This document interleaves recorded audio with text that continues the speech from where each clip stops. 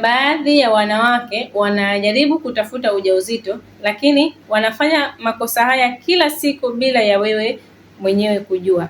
Hivi je, nikuulize swali, na wewe unafanya kosa hili? Sikiliza hii video ili uweze kufahamu kwamba na wewe ni miongoni mwao ama la. Wanawake wengi huamini kwamba kupata ujauzito hutegemea kufanya tendo la ndoa peke yake, lakini ukweli ni kwamba afya ya mfumo wa uzazi huathiriwa pia na mfumo wa maisha. Kwa mfano, kula vyakula visivyo na virutubisho muhimu kwa muda mrefu vinaweza kuathiri ubora wa mayai, lakini pia na mzunguko wa hedhi. Mwili unapokosa madini, vitamini na virutubisho muhimu vinaweza kushindwa kufanya kazi zake vizuri. Ukiwa umejaribu kutafuta ujauzito kwa muda mrefu bila mafanikio, jaribu kuangalia pia unavyokula na unavyoishi kila siku.